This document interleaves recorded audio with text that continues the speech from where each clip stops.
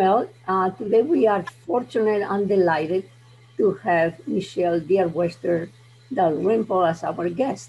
Michelle is a writer and a college and writing professor.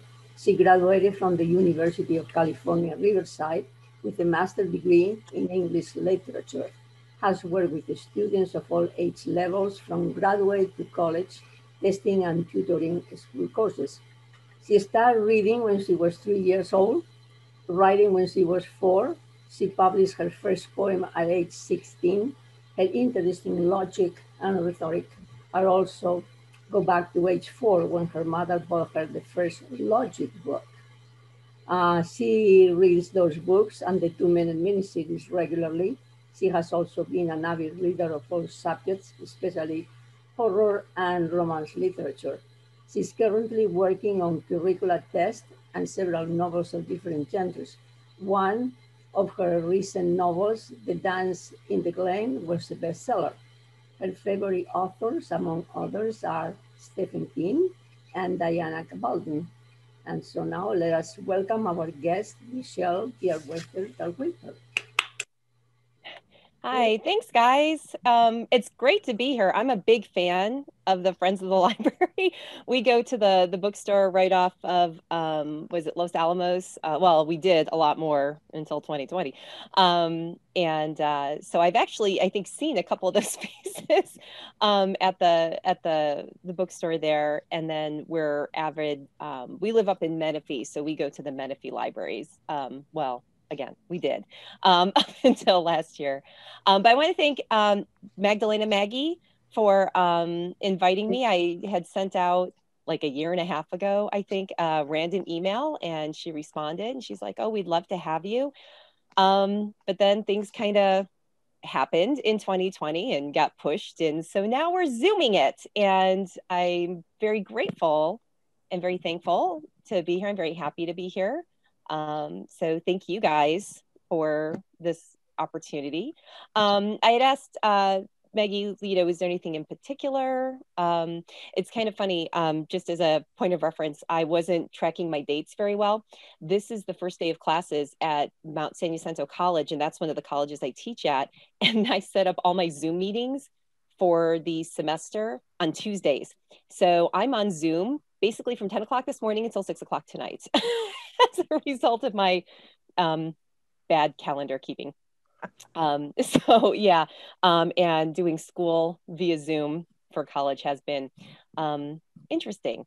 But I teach online for National University, so at least I was familiar with it. But at MSJC, I also teach at Palomar College. I teach, kind of college writing. I teach logic and rhetoric. I teach some creative writing. I've taught like British literature, American literature, all those kinds of, runs the gamut. I also teach stuff like business writing and informational report writing and technical writing and anything as it kind of fits this sort of writing genre. But I wasn't really sure like what you guys were like looking for. So I figured, I was talking to my husband, I said, it's been like a while since I've been able to do anything like this. And so he's like, well, why don't you just go ahead and start with yourself and then roll into the books. So, but Maggie gave a great kind of a little bio for me. So thank you for that. I'm originally a Chicago native from Chicago, from the Midwest. I'm a transplant. I came here when I was like 12 and I've bounced back and forth for several years and but ended up in California. And after too many Chicago winters, you just be grateful that you're in California. I couldn't handle another Chicago winter if my life depended on it. I have come to that conclusion. Any other kind of snowbirds out there, people who grew up in the Midwest or anywhere where you get all that snow? No? Oh, be lucky. Oh, you did, Pat? Yeah, it's so. And I have so many friends who are like, oh, we want to move to, and I'm like, no, you don't. Trust me, I promise you. Not a fun thing. So that's a little bit kind of my kind of college professorship sort of thing. I've been a college professor for like 25 years now. And I really like it. I really like working with students in their writing. So often students think I can't write or I'll never be a writer or, and the like. And so I really like encouraging people to write, especially when I have that student who seems to have a real spark So that really gets me excited. As for reading, I have been an avid reader since I was a kid. And in a weird twist, like Magdalena mentioned, I like horror genre literature. I like the spooky books. Big Stephen King fan. Um, Dean Koontz, John Saul, all the kind of old school.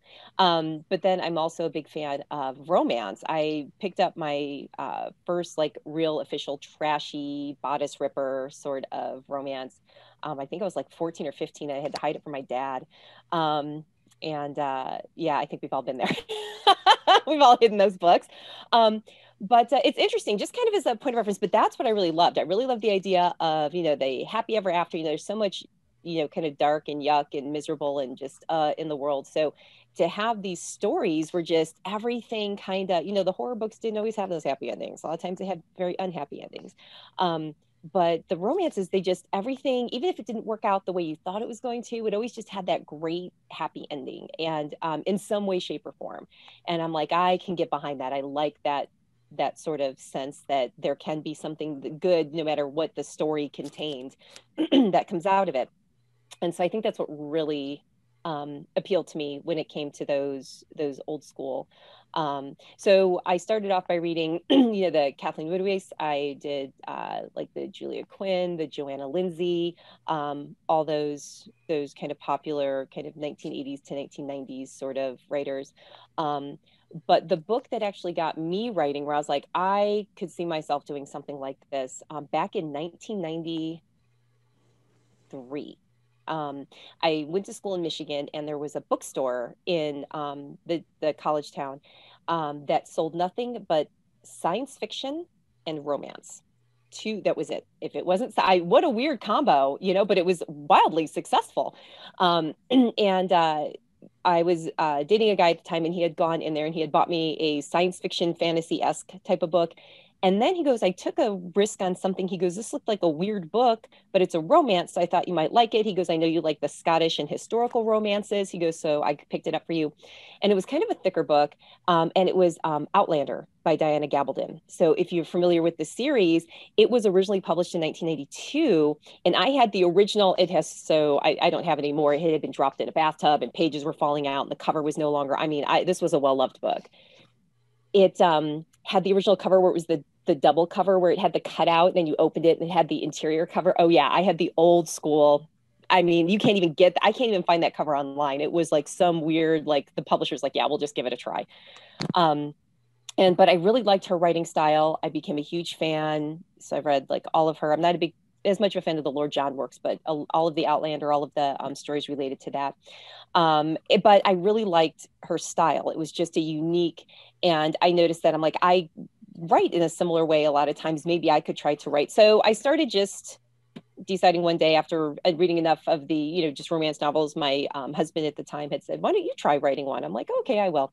So this was several years later.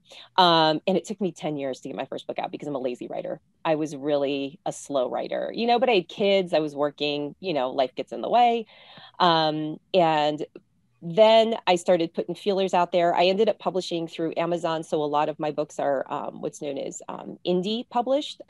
It's becoming a much more common way. We have publishers that do hybrid where they'll do just the ebooks and you produce your own paperbacks, or they will help you get the production going, but you do all your own marketing. So, or you can go with the Big Five traditional, which is not becoming as popular. It's kind of interesting. Or Big Four, I think they were bought out. One of them was bought out by another one.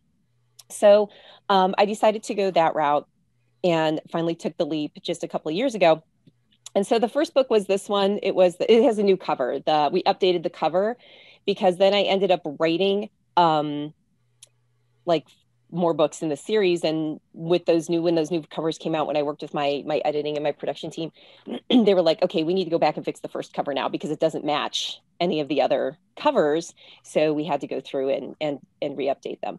And this is the one that's kind of my biggest and the most popular. The first one, I just got a glare. I apologize for that.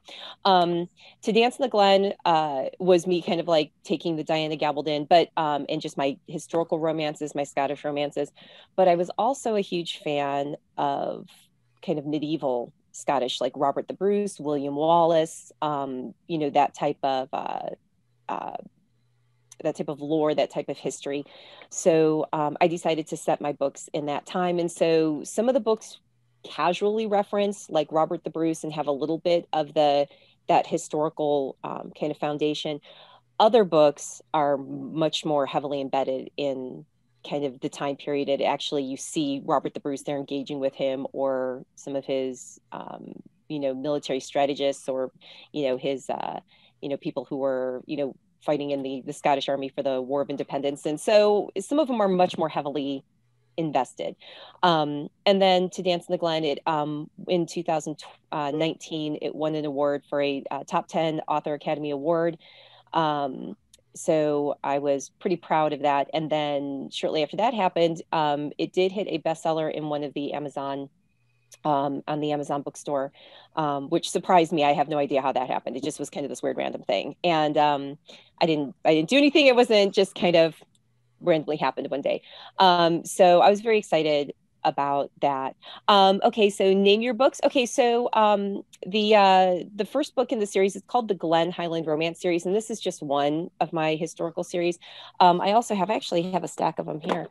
This is my proof copy, so I apologize for my proof band on it. But this was book number 2. It was The Lady of the Glen.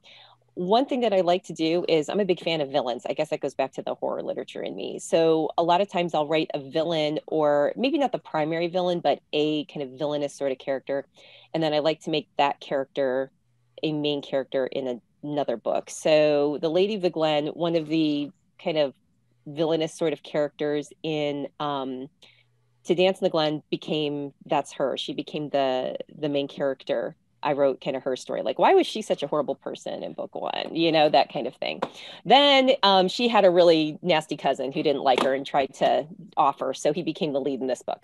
Okay, but I have to tell you something fun about this book. So I love this book for a couple reasons. One, it's a little darker. A lot of people are like, I didn't like it as much because it was really dark. They didn't like the lead character, Alistair, because he was such a villain in the previous book. They're like, I can't get into his story. I don't even want to hear his story. And I was like, oh, because it's a good story. It's a redemption story. It's got the redemption arc, you know? This is my nephew, this cover model here. I love this book. So I had extra copies printed and gave it out to my whole family, and, you know, my cousins and my aunts, everybody else. But yeah, he's a weightlifter. I do kind of work with the cover designer. I actually do some of my own cover design. When I'm like, it's my artistic outlet. When I like to make like florals and wreaths, but when I can't get to Michael's, I have software on my computer, so I'll do my own covers. But I picked him specifically, and I gave him to my cover designer and said, okay, I want to use him on one of my covers. So he was originally holding a cell phone or something in his hand, so she took it out and stuck a sword in there for me. But yeah, so that's my nephew. So that's kind of one of my fun little things, is that he got to be my cover model. The next book is The Jewel of the Glen. This was one that it was kind of funny. If people didn't like The Exile, the previous one, they really liked this one. If they loved Exile, they didn't like this one, because this is much more lighthearted. This was a much lighter, and this has a lot of history. This has a lot of Robert the Bruce. We read about one of his major battles that was kind of a turning point. So this one has a lot of strong historical constructs behind it. So, but a lot of people really liked that. They really liked diving more into the history. And they did like that it was a little bit lighter. It wasn't as dark. Then we have The Seduction of the Glen. I'm actually friends with this guy. He's like, he's becoming the new Fabio. You probably see him on a lot of historical romances. I'm going to try to get him a little bit closer there. His name's Michael Wayne Foster. And yeah, I actually know him. He's a friend of mine too. He lives in the Southern California area. He also does movies. Because of the shine from my window. Let me see if I can. There we go. That's a little bit better. I'll just angle my computer. There we go. Yeah, there we go. That's better. I apologize for that. Yeah, it's really bad too when I'm teaching. I have to close them because the sun will set over there and it's a horrible glare. So I know him too. He's also, I got to meet him at a fun writing event. So he offered to, he's like, hey, do you need a cover model? And I'm like, oh, yes, I do. And so I went and I went to his, where he's got like his portfolio, and I found some of his pictures and gave my cover designer a call and said, okay, here's our next one. So, and it's kind of fun. I won't lie. I love that I like know some of my cover models. Like I'm friends with them and I see them at events or I'm related to them. So that's kind of fun. That's always a fun little perk. The book that just came out was the fifth book in the series. It's The Warrior of the Glen. I don't know this guy. He's just some cover model that we picked. So I'm unfortunately I don't know him. I would like to, but I don't. This one, and once again, I went back to the kind of taking a little bit of the only one where I didn't take the bad guy was Seduction. This one, again, kind of not directly him, but a group he was associated with. It was a little bit on the bad side and said he's like, okay, I'm done with this. So he bails and that begins his adventure in The Warrior of the Glen. This one's kind of a fun book. You have kind of mistaken identities. You have people hiding who they are. You have a young woman dressing up like a man and hiding who she is. So a lot of those fun sort of types of elements. So that's my core story. And then I do have a seventh book coming out. I can't even believe I'm saying those words for this series where we take a character, and a lot of people have been asking for this book for me. They were like, when do we get Gavin's story? And in To Dance in the Glen, the main character, the main lead male character, the romantic lead, he's got a best friend. And everybody loved the best friend. They think they like the best friend more than they liked the romantic lead. So, that's how it goes. That's how it goes. So I do have for my readers, or for people who don't know me, if they want to get to know my books or they want to get to know, I do have, where they can download some free samples, like mini stories of some of these characters or, prequels or, to get kind of a taste to see, hey, am I even going to like this writer? Because it's chancy if you're buying a book, especially with libraries being with, so many are closed or it's hard or you have to download it and you only get like a certain number of downloads. People are like, do I want to take a risk on it? So I wrote a little bit about Gavin in one of those free prequels and more people were like, no, we need more. So I finally came up with his story, and that book is coming out at the end of January. And that's called An Echo in the Glen. Since we're kind of going back to the first book, I figured Echo was we'd like that title. So that's my Glen series, and that's my primary series. And I love kind of medieval Scottish, even though you didn't technically have kilts quite then. There are some, anachronisms that I put in the books just because they fit certain kind of expectations and tropes. And I always kind of make a note about that, like at the end, like, hey, I know there are some things in here that are not 100% historically accurate. But I do that either because it fits the story or because it's fitting a certain expectation I know that you have, but I do know it. I know it's there. But for the most part, I do try to keep my historical romantic fiction pretty closely aligned to history as I can. And then I do have a new series that just started coming out, a couple of them. I have, it takes the idea of let me angle it a little bit better. There's 2 books in this series so far. It's my Celtic Highland Maidens. It goes back in time to Britannia and like the ancient Caledoni when the Romans were kind of occupying the southern part of Britain and trying to invade, the Highlands and just failing miserably. I love that they couldn't do it. I love that they had to build walls. They're like, forget it. We're not dealing with these people. We can't handle that. The great mighty empire of Rome said, okay, this is too much for us. We're done here. And I love that. And I love those stories. I love that kind of, the intermingling of the two kind of different cultures.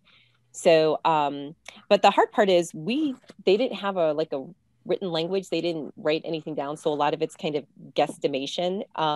And some people have a lot of different, there's a really great series on YouTube through the BBC called The Celts. And it talks about were the Scottish Highlanders, like Celts in the traditional sense, were they a whole different group of people. So it's fascinating. It's a fascinating history. So I decided with this series to go back in time a little bit more and have fun with that. So those are my 2 main series. I write a bunch of other things too. I write like some short historical romances. They're just like if you ever read like a real big book, you're like, okay, I need a break. I just want something short and easy. I don't want to have to tackle another big book. It's just like a short series.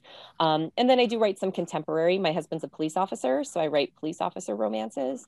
And then under my initials, and then I'm also writing of all things, go figure, college, like campus romance series. So that's kind of a little bit about me and some of my books. I'm not sure which guys, do you guys want me to read an excerpt from one of them? I can read an excerpt if you guys have questions. If you guys, I know you guys have been asking some questions. Is there anything that you're interested in? You still teach, or you mainly write? I'm sorry? Are you still teaching someplace, or you're just writing? No, I'm still teaching. It's one of those things where I even told my husband, like, even if I was making like, like the Stephen King level of money or something like that, I don't know if I could stop teaching. There's just something about it, and I've been doing it for so long that I feel like I would be missing. I mean, even now, I just doing it all online, even though I teach a lot online anyway, not going into a classroom is really kind of weird for me. I'm struggling with it a little bit. So I think I would miss that too much. I like the mentoring. I like working with students. So I think I would still teach, and I am still teaching now via Zoom teaching. Yes, Carol, yeah. I would love to take one of your classes, not because I want to become a writer, but just because I think you would be such a fun teacher. Okay, I get that a lot. I won't lie. Everyone's like, okay, she's a really fun teacher. And I tell really bad jokes. And I tell lots of really bad, some probably inappropriate, like anecdotes in class, especially how I used to get paid to write papers before they had Google. And that's why I'm really good at detecting plagiarism. It's actually lecturing my students. I sit down, I said, Mama's going to tell you a story right now. About how it was like the mafia dawn of plagiarism when I was in middle school. Yeah, they didn't have Google, so they needed someone to write their papers. And I didn't think there was anything wrong with that because I was a dumb 13, 14-year-old kid. And, it started with book reports. I read so many books. I'm like, I can whip out a book report for you. It was a 1-page piece of paper. It was like nothing for me. Charged $5 a page. It was good money. Good money. Until I got busted. Until my mom was like, where's the money coming from, Michelle? Then it was a whole nother story. Then I had to stop. Michelle. Sorry, who was next? Oh, go ahead, Evelyn. Have you ever considered writing murder mysteries? You know what? I would love to. My problem is that like I read some of these murder mysteries and I love them, and they always have that yikes twist where I'm like, because I try to plan out, figure it out. And for the most part, I'm pretty good, but they always have some little twist, and I'm like, I don't know if I'd be able to do that because some of these twists are so brilliant, and some of the writing is, some of them are lighter. Now, I won't lie, I love like the lighter ones, like the fun sort of campy, those lighter murder mystery type ones. As much as murder mystery can be light, but some of them are really dark and they have these shocking twists. I'm just like, I don't know. This is gonna sound kind of funny and maybe a little bit of a bit of humble pie here. I don't know if I'm like brilliant enough to do that or have enough of that dark side to do something that maybe was a little darker. My husband's offered, he's a police officer, so he works with the underbelly of society all the time. And my police romances deal with a little bit of, not murder, I don't go that dark, but that's one thing where I have thought about that, or something with that like kind of thriller sort of writing, but I don't know if I'm there yet. I don't know if I have that skill set yet, but I've been kind of tossing some ideas around. I just finished the Outlander series on audio. Okay, she's wonderful, Diana Gallagher. Yeah. And I didn't know you were going to refer to her because I was going to ask you about her. And I just see her in her little turret, overlooking the world and just typing away and whatever. But and with a room full of historians. Well, I commend you for doing all your own research. It is a lot of work. Amount of research, and I don't know where you find the time. I think I get bored easily. That you've put out such a prolific amount of and books. I'm a bad housekeeper. That's easily rectified. I make my kids go do the dishes, go mop the floor. Mommy's busy. I have 5 kids, so they do a lot. Oh my God. Yeah, I know. I'm prolific in other ways. But I commend you, and if you ever, are you on audiobooks at all? Not yet. In fact, that's my source. My husband does audiobooks all the time. So So a little bit of a thing here. My husband was a Marine. He worked in the embassy duty around, embassy duty for a long time.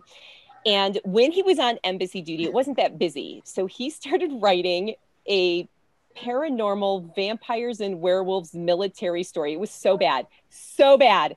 Love him dearly. It was like a weird skeleton joke, but it had good bones, it had good bones. So he showed it to me a couple of years ago. I said, you need to take this and go actually make it into a story where people have like relationships and engagements, not just they say something and go to the next scene. So let's do that.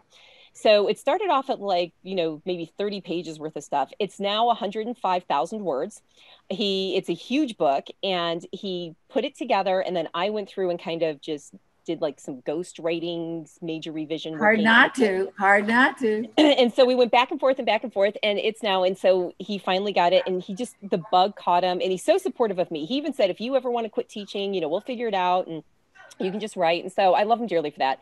But he's written that. He's got his own little prequel for that. He's got a second book, and then he's writing American History Time Travel series, military series. And it's a real clever idea. I'm like, see, that's a clever idea. So he started writing, and I've become his publisher, if you will, and we're putting out his first book in February. So I'm like, oh my gosh. So he's been super, super supportive with that. So a lot of times when it comes to like certain things where, I don't know something, or I need, you talked about like being prolific. A lot of it has to do with my husband just being there and super supportive, and, nice. Making sure that if I need something, and then like things like fight scenes, like, okay, I took martial arts, but I've never been actually in a knockdown drag out fight before, where you're actually throwing punches and taking hits to the face and everything else. So I'll say to him, okay. And it's kind of fun for one of my police romances. I was like, okay, when you like wrestle someone to the ground and handcuff them, like, what's that like? He goes to his drawer, gets out a set of like his police handcuffs, which are like really heavy and really hard. Yeah, they're not pleasant. And he's like, let me show you. And he actually wrestled me to the ground and handcuffed me with my hands behind my back, so I could write that into my book. So there are your own technical advisor, right? Yeah, I mean, I was like, holy cow, yeah, that's what it was. So, but I do have like a community. You're talking about like research. So I do have a community of people. I have some friends and some people I know who are historians. I had someone who beta read To Dance in the Glen, and he made a couple references like, hey, it's actually this, not that. He was invaluable really for my first book. And then I just have, between what you can look up on Google if you're doing like good research, not like some of the lighter research. But then a lot of people who are historians, they love talking about, they have their Facebook pages, they have their blogs. So I actually reach out to them or read their works to see, okay, what am I working with here? So it is a lot of work with regards to that. And Diana Gabaldon's actually brilliantly educated too. She's she's got a PhD, I think, in marine biology, and which is where a lot of the scientific aspects of her books come in. So she was already a brilliant researcher in her own right before she even started writing. This will be my last question. I know other people have more, but have you ever been in touch with her? Or? No, I've kind of like sent her a couple of emails and references and stuff like that. But she's got a lot going on, especially when this whole Outlander movie, because she's actually a consultant on that the show to make sure it does present the way it's supposed to. So she's unfortunately, but when I was younger, when I was first started reading her, I had her, but she was on like writing groups, so you could just go into these writing groups and chat with her and stuff like that. So I did a little bit of that, but nothing word like directly to her. Okay. But you had asked about audiobooks. So my husband's a big audiobook fan, and he, now that he's got his first book, he wants to get it on audiobooks. He wants to do that. So we're looking into that now. We're starting to get that process going because so many people do, especially for their long drives in the car. And you have to get the right reader because it's a one-man show, and if you don't, it's Davina Porter is who did Diana's, and she's excellent. I've known her for years. Not I've known her. I've listened. But you're familiar with her, yeah, of course. 80s, I think. But so that's the most important thing. Does she have an? I've never heard her because I'm not an audiobook person. I'd rather read. I'm much more of a visual learner as opposed to an auditory learner. But does she speak with an accent or anything? Or every accent. That is so awesome. Accent for every. That is awesome. I think that's key for a lot of these books because the heroine is English. Mm-hmm. So she does that and then she switches into the next It's line. a more Scottish brogue, yeah. Scottish That's brogue. excellent. And everyone's got a different tone and sound. It's audiobooks are amazing. And I traveled, I was in traveling sales person. Oh, that will do it. We traveled cross country several times, and when I did that, I would listen to audiobooks. I did a lot of the Patricia Cornwell books that way because I'm a big fan of Patricia Cornwell. And her, I was actually surprised. I didn't think when I first heard the voice of her narrator, I didn't think I was going to like it. But the more I got into it, like further, the more I was like, oh no, actually, this person is doing a phenomenal job. I'm really liking it. So, okay, I'm sorry, we're totally dominating the conversation. Thank you so much. I enjoyed that. Of course. Good. Anybody else? No question. Okay. I was going to ask, what's your writing schedule? You do all these other things. So do you have a set time that you write? Actually, I do. I'm a bit of a night owl. I'm not a morning person so much. So a lot of times I'll try to get like work-oriented stuff that I have to do for my classes. Anything I'm trying to organize, if I have like events like this, or if I'm having to work on promotions, or if I'm having to meet with get my covers going or meet with my editors, whatever it is. I try to do that in the daytime because at night is when like my creative spark goes. I usually don't get to bed until almost 2 a.m. And even my husband's like, you got to go to bed earlier. And I'm like, you know what? If I could shut the brain off, I would. So usually right around 10 o'clock or so is when I'm kind of done. And then I can type very quickly. I have a couple different keyboards. I found that the iPad with the iPad keyboard is the best size for my fingers. And I can put out within an hour to an hour and a half, I can put out like 2,000 to 2,500 words. So in like a 4-hour period, if I'm really like, if the ideas are just coming, I can write like between 6,000 and 8,000 words in that like 4-hour time period between 10 and 2. So that, but that's some kids at home. Pardon? You still have kids at home? Yeah, I've got a 12-year-old, a 15-year-old, an 18-year-old who just graduated high school. She's in college at MSJC. I have a 20-year-old who's disabled, but she's going to college at UCR. And then my 24-year-old son lives in an apartment that we converted our one-car garage into an apartment for him because he was just got his full-time job, was just looking at moving out when COVID hit. And he's like, and I guess I'm staying home. And he works for the city of Riverside. He works for adult services for the city of Riverside. He graduated from UCR with a degree in public policy. So far I'm on the mommy success route. I'm like, okay, let's keep this truck going. Let's keep this truck going. But yeah, so I still have little kids at home, but my 2 younger boys, they're actually my stepsons. So we only see them like 4 days out of the week. We have shared custody. So that gives me like Monday, Tuesday, Wednesday. Those evenings are usually like my biggest where I'm just plowing through stuff. And then Saturdays, I try not to do anything related to teaching. If I have some grading to do, I might do it, but I'm not logging on. I'm not checking emails. So that's kind of my day. That's like my day off. But a lot of times my husband and I will sit together and we'll do like writing sprints where we'll set a timer for like 20 minutes and we both just write as much as we can. Or we'll work on editing together. Which is really nice. I mean, if you're going to have a hobby with your husband, that's kind of that worked out well for me, I think. So we kind of get to spend some time together, but that's kind of my writing schedule. If I have some extra time off, like over Christmas, I might try to do some more writing in the morning or, so I'll try to find pockets of time, but definitely a nighttime writer. I like those. Has Amazon been the best marketing place for you? Yeah, I especially found once I like put a lot of my books on the Kindle Unlimited, especially once the pandemic hit. A lot of people were like, there's not a whole lot to do. There's only so many shows on Netflix. I can only watch Bridgerton and Hamilton so many times. So it's been, a lot of people have been using like the Kindle Unlimited or like the library downloads. Like if they can't afford it, I tell them your library has books you can download. Go to your library, get the downloadable books, do that kind of stuff. So Amazon has been, when I release my Glenn books, I always release them wide to start. I make sure that you can get them at Barnes and Nobles, you can get them through iBooks. I make sure, but then after they've been out for like 4 or 6 months, then I'll take them and I'll put them into, because once you put it on the digital version, into Amazon's Kindle Unlimited, it can't really be sold digitally anywhere else. That's why sometimes you'll see, hey, I can only find this book on Amazon. Why can't I find it anywhere else? It's because there's contractual agreements. with regards to that if you're on Kindle Unlimited. So, but I found Kindle Unlimited to be most kind of lucrative. That's where most people are being exposed to what I'm doing. I have some series, some books I do where you can only get them via Amazon and the Kindle just because it's so easy and they just have such a great, delivery system. They have a great reach. They have a great vehicle. So, so that's what I end up doing for a lot of my smaller, my novellas and the like. They just go right to Amazon. Have you, did you see my message on the side? I want to talk to you. Oh, no, my side isn't open. Oh, I didn't have that. Oh, because mine's not on the side. Oh, I would love to. Yeah. So we can hang out after, or you can contact me.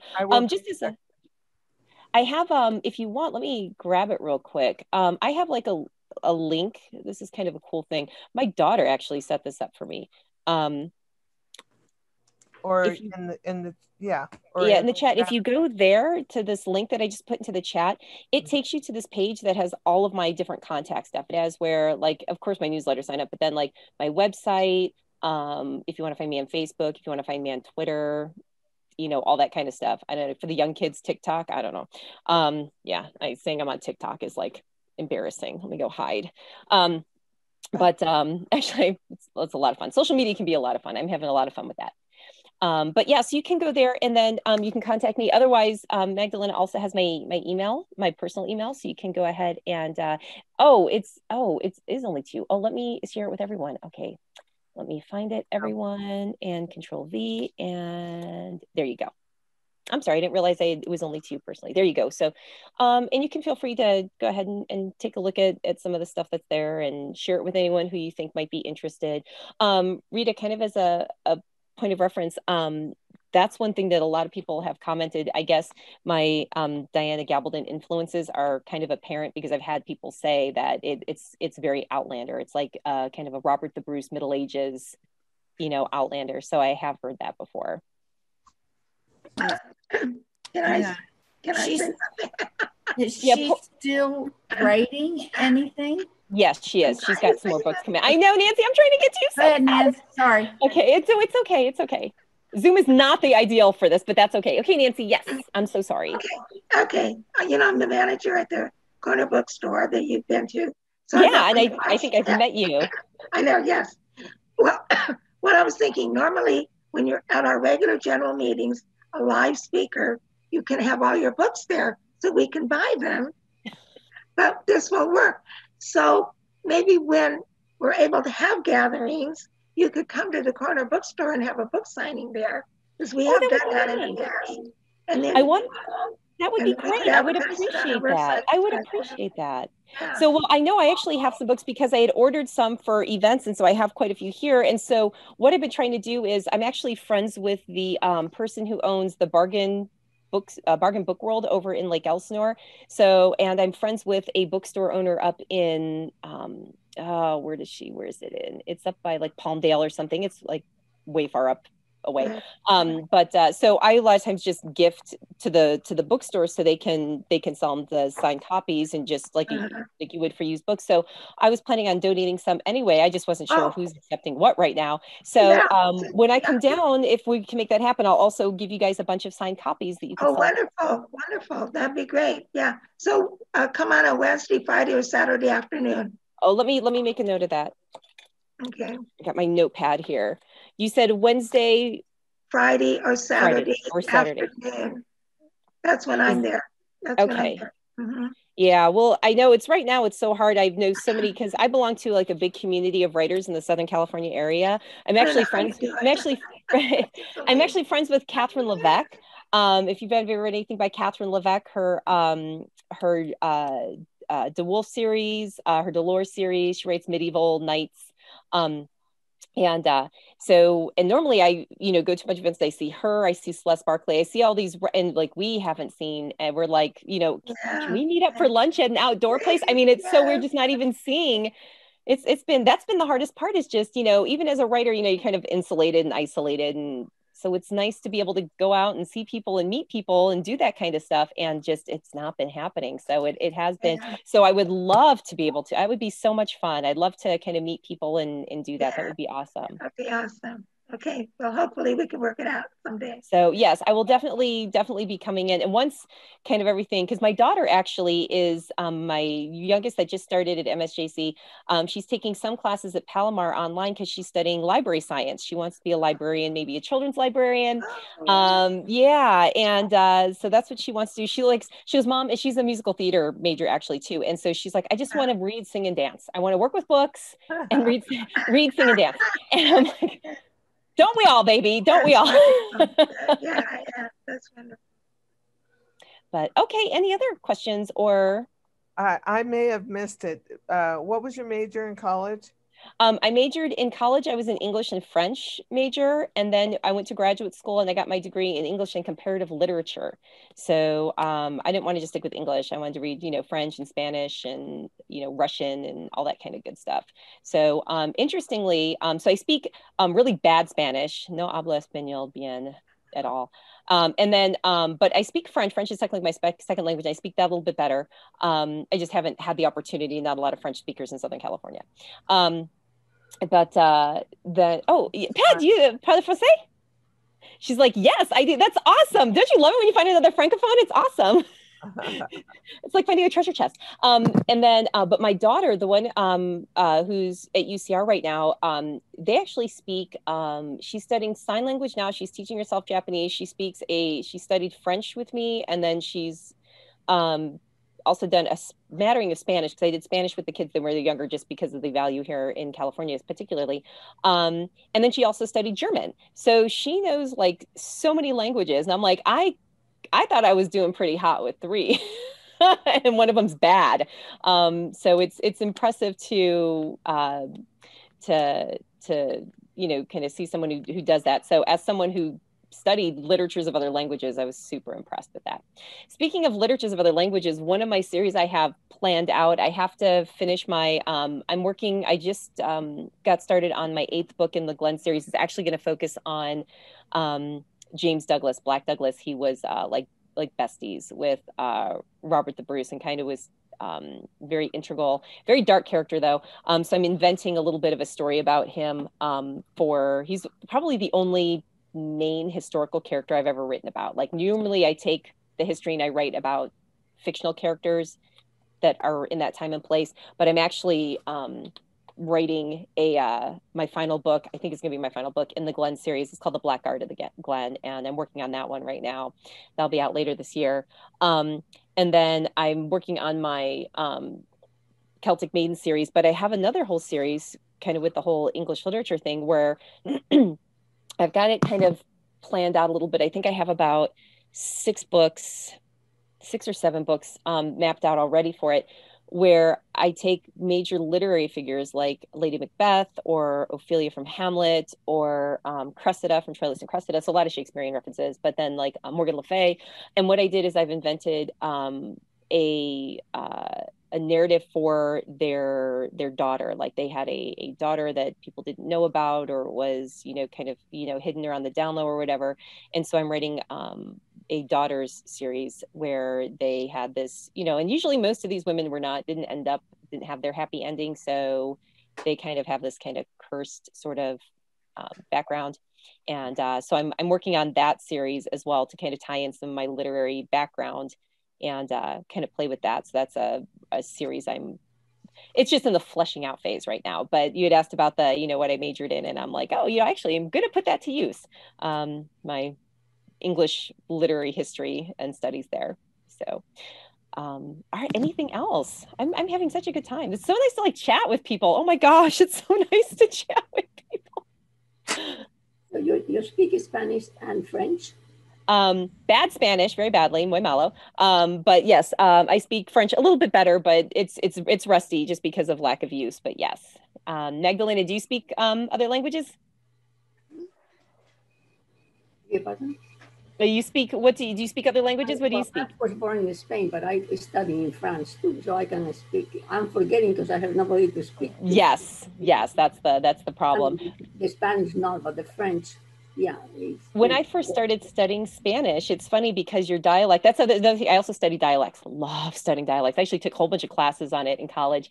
But I noticed with your accent, that's why I'd asked, my first set of Spanish teachers, I had the same teacher for a while. She actually wasn't Hispanic. She was from Spain. So when she spoke, like her, when she said like her V's or her THs, they had the B sound behind it. So she spoke it in a completely different way.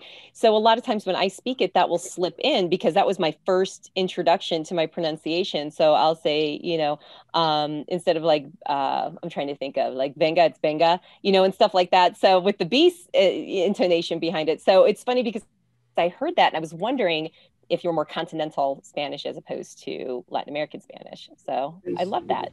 Yeah. Like Mexican and Spanish is more or less the same, but not quite. And the pronunciation of some letters is different too. So you froze. What happened? It's all frozen? Or if you go to Canada, it's a very nasally. Oh, my connection's, yikes. There we go. Oh. Okay, my back. Yeah, I'm cutting out. My son's probably on a Zoom meeting as well, so it's sucking up my internet.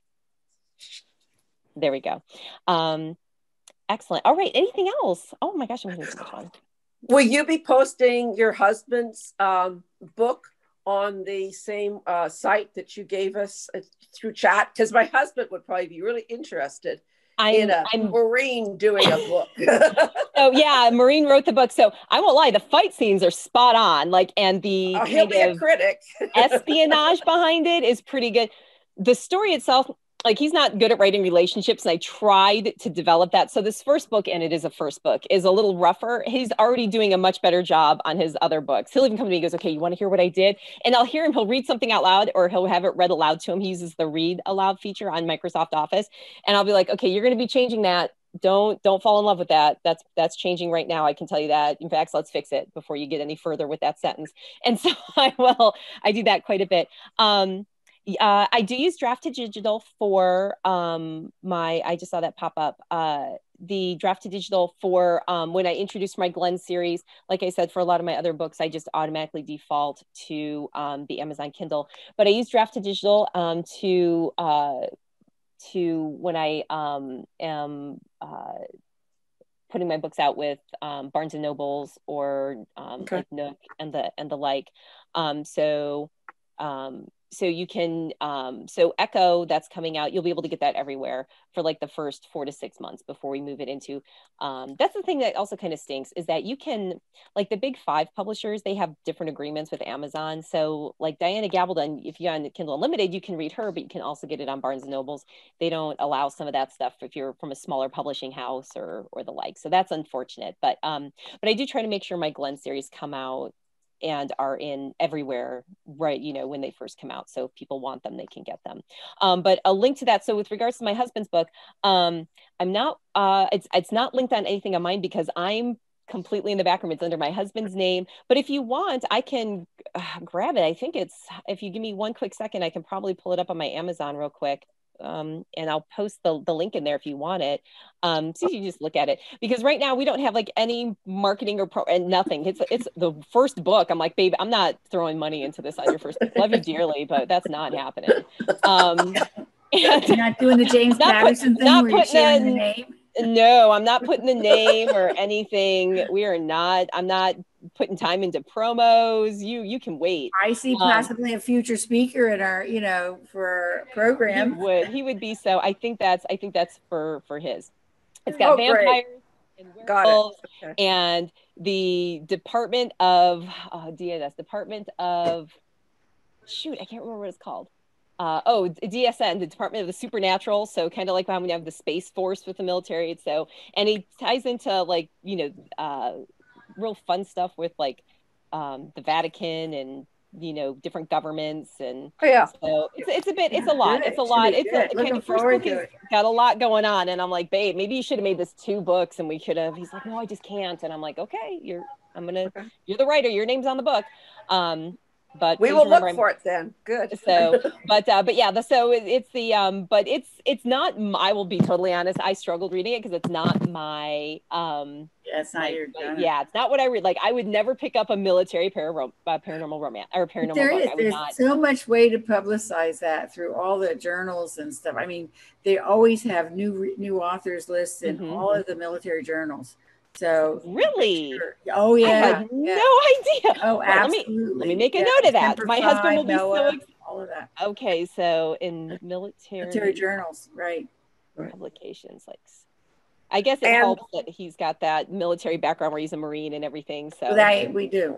Yeah, and the men's club in our area is always looking for speakers when we can do that. Yeah, they're all retired military and retired police officers and such, so they might enjoy that. Yeah, even. Oh my gosh! Now I feel a lot of pressure. Now I'm like, oh my gosh! I hope he's ready. Now I'm nervous. At least I can say he wrote it. I didn't know. One last thing to your husband who does the audiobooks. Yeah, I joined this Libby app. Okay. I think he's got that. It's wonderful. That's how I got the Outlanders, and everything is so current on there as well. I know. It's so, I want to say when you go through draft to digital, that's one of the options I have. So like Echo, I think will be available through Libby. And I want to say for those first 6 months, it's available for library downloads. So if libraries want to, that's the one thing that stinks is that like my backlist isn't on there, but Echo will be. So that's at least, it can, at least for the first 6 months, I try to push everything wide before I move everything to Kindle Unlimited. At least that's the goal. I want to say my husband's book right now is, I want to say, do I have it on draft to digital? I don't know if it's available wide yet or not. I want to say we're getting that going, but I haven't. I think I've been lazy. I think I need to make another note to myself that I need to draft to digital for Mike. There you go, Michelle. I dropped the ball in that publishing aspect. Oops. But it is he wants to have it in the Kindle Unlimited because it is a big book and people prefer the bigger books because you're only allowed to take out so many books at a time on Kindle Unlimited. And so if you have like a bunch of little books, they take up that space and you have to read those and then put them back. Where if you have the big books, it takes up, it's just one book. So, it's not like, you get 110,000 words on one big book, 700 pages versus, 150 pages if you get a smaller book. So bigger books tend to do well in Kindle Unlimited. So we were going to be putting it there, but I'll put it wide because it is it'll be wide for the first couple months and then it'll go into the vault, if you will. But yeah, so it's kind of, I know it's some of my husband's gonna be like, you talked about me. I'm gonna be like, yeah, I talked about you, honey. I was selling you. As your publisher, I make money if you can get out there with your book. So why not? I know, crazy. And I told my kids, they do some fan fiction writing and stuff like that. They do the Wattpad. If you ever read anything on Wattpad, it's a like where you can download, like it goes chapter by chapter and people can post stuff there. A lot of writers post like their first couple chapters there to get feedback and to see if what their audience is like. So a lot of writers do that. A lot of, up and coming would-be writers or people who just want to have an outlet for their writing. They do that. And so I told my kids, if you ever feel like you have like a book and you want to, I will publish your book as well. I will be your publisher. So it's kind of a nice little insider, at least for the family, if they ever want to do that. But yeah, so my husband's going to be so excited that I talked about him. That's great. And thank you, Rita, for the tips on the military publications. I never would have thought of that. Good. Thank you so much for coming, Maggie. Of course, thank you for having me. Yes, this was great. Thank you. Is any other questions for anybody? No, that was really, really a nice visit, Michelle. We thank you very much. Thank you. Oh, I loved hanging out with you guys. I love about your books. I started looking for your books. Some of these. Oh, I appreciate it. Thank you. And thank you so much for coming and visiting. And we hope to see you again. Thank you. And feel free to contact me. Like I said, Magdalena has my personal email address. Feel free to contact me if you have any questions, or even just about like if someone is interested in like writing or publishing and wants any feedback or wants any advice. I'm open for that as well, to help anyone else on their writing journey. And I just really appreciate that you guys had me. I really enjoyed this. It was nice to be able to chat with people. I like that chatting part. This is very good. Yeah. Very informal, very nicely done. Thank you. Thank you. All right. Okay. Bye-bye. Bye, guys. Thank you. Thank you. Bye.